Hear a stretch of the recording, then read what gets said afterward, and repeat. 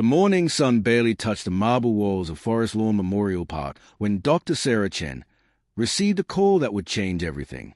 As the lead preservationist for the facility, she had overseen countless routine inspections, but nothing could prepare her for what awaited inside the private mausoleum that housed Michael Jackson's final resting place. The security system had detected unusual temperature fluctuations overnight, triggering an immediate investigation. With trembling hands, Sarah assembled her team of 3 specialists, each sworn to absolute secrecy. They arrived at the ornate bronze doors just after dawn, their footsteps echoing through the sacred silence. When they entered the climate-controlled chamber, the air felt different, charged with an inexplicable energy that made the hair on their arms stand up. The room appeared untouched at first glance. Fresh flowers adorned the space, and soft lighting illuminated the elegant sarcophagus. But Sarah's trained eye caught something extraordinary. Behind the decorative panel that had somehow shifted during the night, there was a hidden compartment they had never documented. Her heart pounded as she carefully approached it, knowing that whatever lay inside could rewrite history. The compartment was sealed with a complex mechanism that required precise coordination to open. As a team worked methodically, Sarah's mind raced with possibilities. Michael Jackson had been one of the most enigmatic figures in modern history, a man who lived behind veils of mystery and speculation. What secrets had he chosen to preserve beyond death? The lock finally released with a soft click that seemed to thunder in the hushed space. Inside, they found a collection of items that defied explanation, objects that suggested the King of Pop had been guarding truths far more profound than anyone imagined.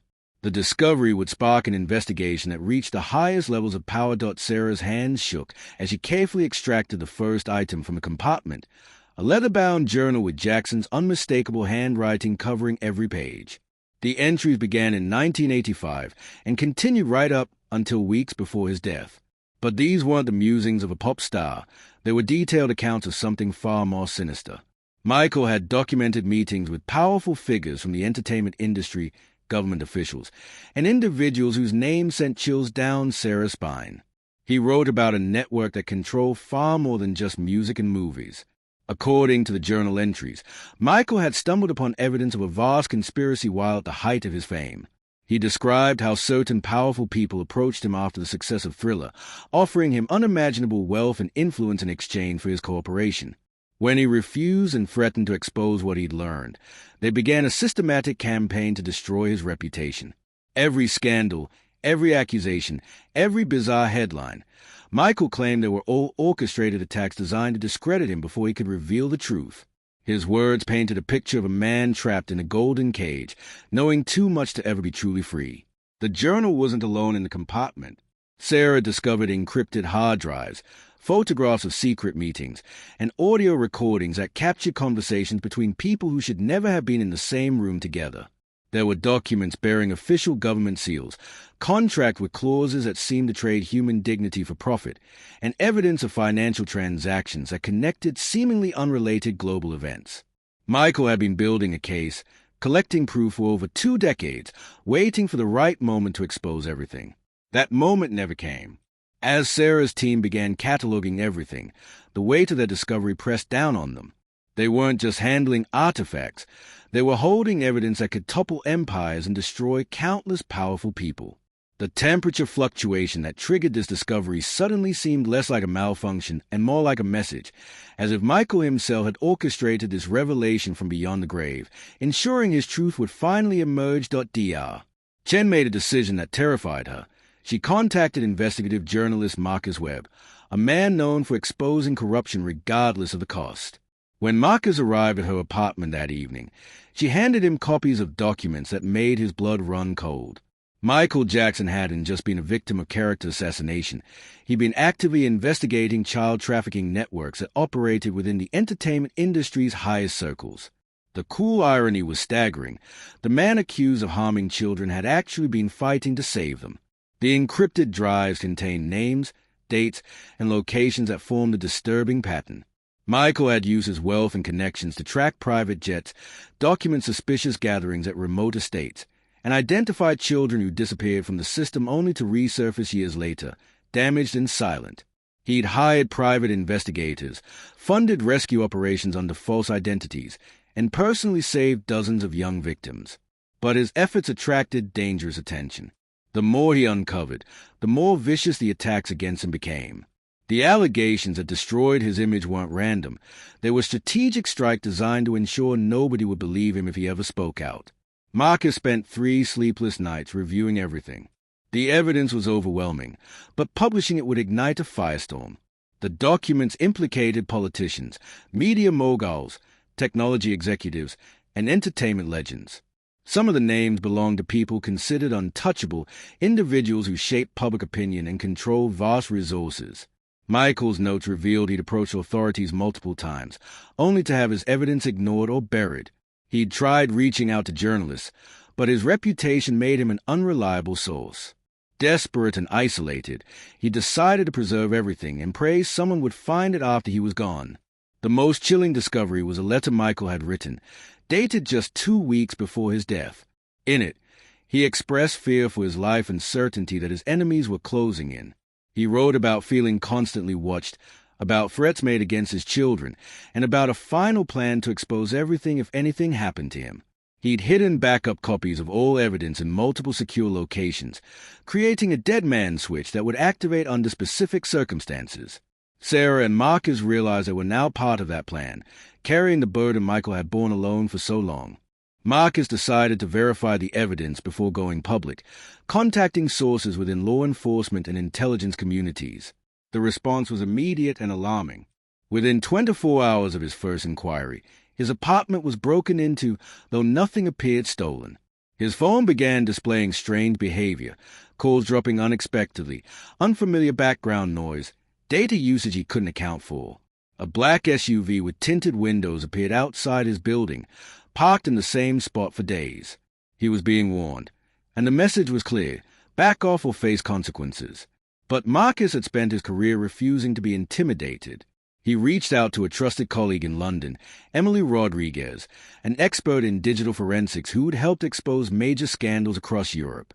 Emily agreed to examine the encrypted drive remotely, working from a secure facility. What she discovered made the situation exponentially worse.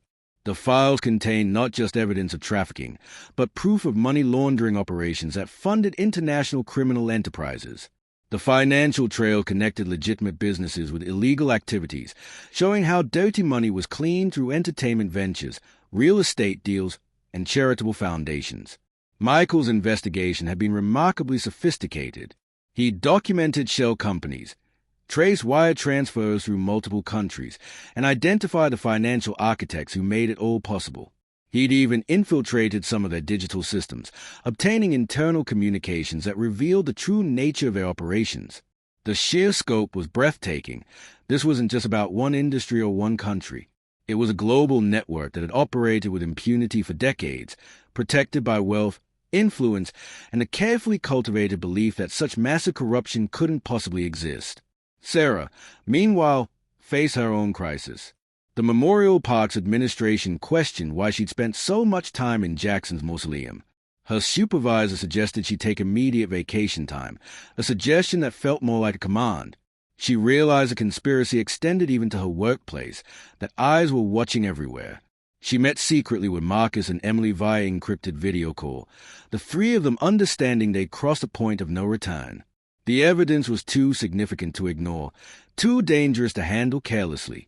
They needed a strategy that would protect them while ensuring Michael's truth reached the public before it could be suppressed or they could be silenced. Marcus coordinated with 12 news organizations simultaneously across 6 different countries, ensuring the story would break everywhere at once. No single entity could suppress it if the information went global simultaneously.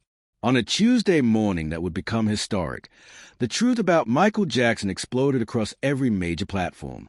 The initial shock gave way to outrage as people read the documented evidence of his innocence and his heroic efforts to protect children. Public opinion reversed with stunning speed. The man the world had mocked became a martyr who'd sacrificed everything fighting evil that hid in plain sight. The powerful figures named in Michael's evidence scrambled to respond. Some issued fierce denials, others quietly resigned from their positions, and a few disappeared entirely from public view. Law enforcement agencies across multiple nations launched investigations, though many suspected some inquiries would be designed more to bury evidence than reveal it. Congressional hearings were scheduled. The entertainment industry faced unprecedented scrutiny as people demanded accountability for how they treated Michael and ignored his attempts to expose the truth. His legacy transformed overnight from cautionary tale to testament of courage. Sarah watched the unfolding chaos from a safe house, her life permanently altered by what she'd discovered. She gave testimony to federal investigators, provided physical evidence from the hidden compartment, and became a key witness in multiple legal proceedings. The experience haunted her, knowing Michael had lived with his burden alone, branded as the very thing he fought against, dying without vindication. She established a foundation in his name, dedicated to supporting abuse survivors and funding investigations into trafficking networks. It became her life's mission to honor the man who had been so profoundly misunderstood. In the months that followed, more evidence emerged from the backup locations Michael had established.